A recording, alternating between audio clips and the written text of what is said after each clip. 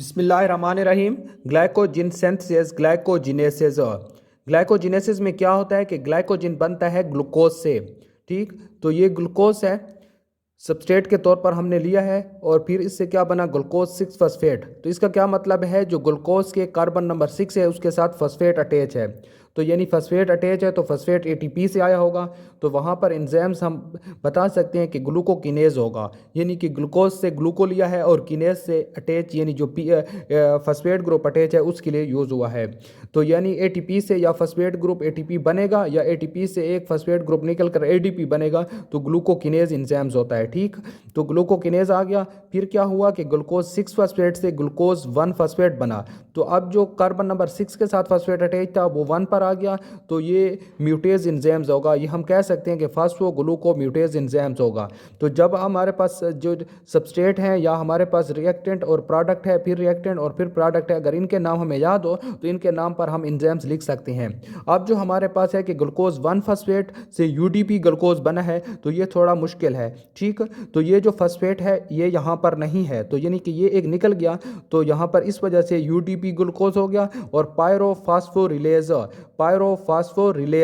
ठीक है, ये जो पीपीआई है इसका नाम पायरोफॉस्फेट है, तो पायरोफॉस्फोरिलेज आ गया। ठीक, तो यहाँ पर एक पी फॉस्फेट इनऑर्गेनिक फॉस्फेट ये निकल गया और एक यूटीपी से जो आया है वो निकल गया और यूडीपी यहाँ पर अटैच हो गया, तो ये यूडीपी ग्लूकोज बन गया। अब यूटीपी ग्लूकोज से क्या बना, ग्लाइकोजिन प्राइमर।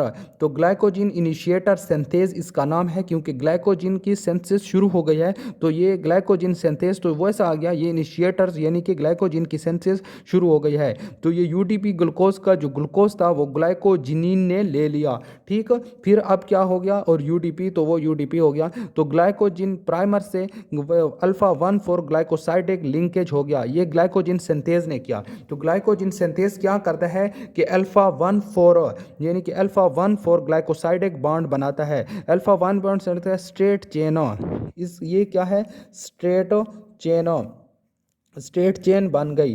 ठीक, स्ट्रेट चेन किस तरह होती है कि ये एक ग्लूकोज हो गया, इसके साथ दूसरा ग्लूकोज अटैच है, फिर ये तीसरा ग्लूकोज अटैच है, और फिर ये चौथा ग्लूकोज अटैच है, और पांचवा, और इस तरह ग्लूकोज अटैच हो गए। ये जो इनके दरमियान बॉन्डिंग है इसको कहते हैं कि अल्फा 1,4 ग्लाइकोसाइडिक बॉन्डिंग। ठीक है, ग्लाइकोसाइडिक बॉन्ड, ये इनके दरमियान स्ट्रेट चेन बॉन्ड। ये क्या कौन करता है, ग्लाइकोजिन सिंथेज। ये बहुत इंपॉर्टेंट है कि ग्लाइकोजिन सिंथेज क्या करता है, अल्फा 1,4 ग्लाइकोसाइडिक बॉन्डिंग करता है। ठीक हो गया। फिर क्या है कि glycosyl alpha 4,6 transferase, glycosyl alpha 1,4 alpha 4,6 transferase, इसका क्या है, ब्रांचिंग एंजाइम्स है। ये याद रखना है कि ये एक ब्रांचिंग एंजाइम्स है, और ये क्या करता है कि अल्फा 1,6 ग्लाइकोसाइडिक लिंकेज करता है। तो क्या हुआ कि ये एक स्ट्रेट चेन है। ठीक हो गया। तो इसके साथ एक और ग्लूकोज का मॉलिक्यूल यहाँ पर अटैच हो गया, फिर यहाँ पर अटैच हो गया, फिर ये अटैच हो गया, और फिर ये अटैच हो गया। ये तो एक स्ट्रेट चेन है। यहाँ पर ये जो है ये वही अल्फा 1,4 है, 1,4 ग्लाइकोसाइडिक बॉन्ड है।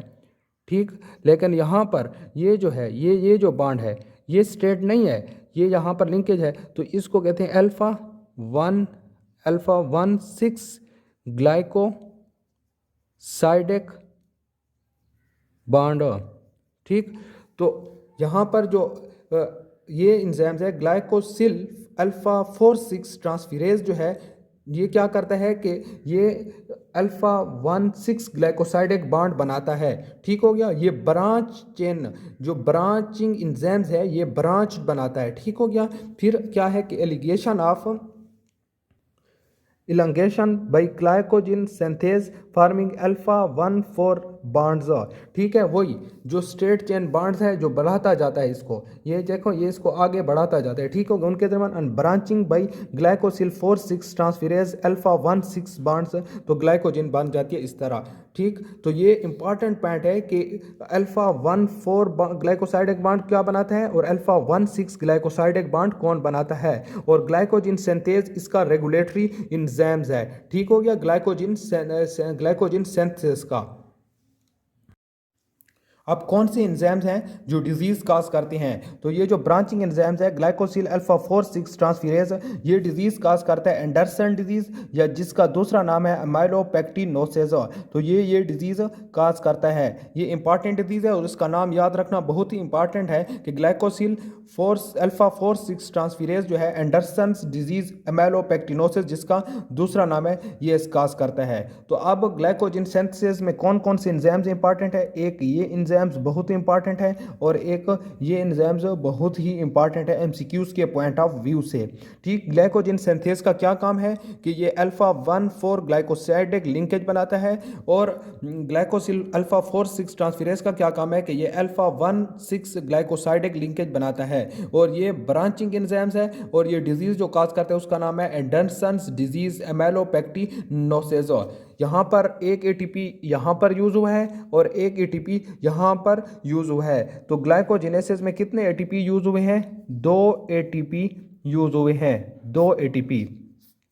ठीक, ग्लाइकोजेनेसिस यूज 2 एटीपी यूज हुए हैं। तो ये ग्लाइकोजेनेसिस का एक टॉपिक था छोटा सा, तो इसमें ये इंपॉर्टेंट पॉइंट्स थे।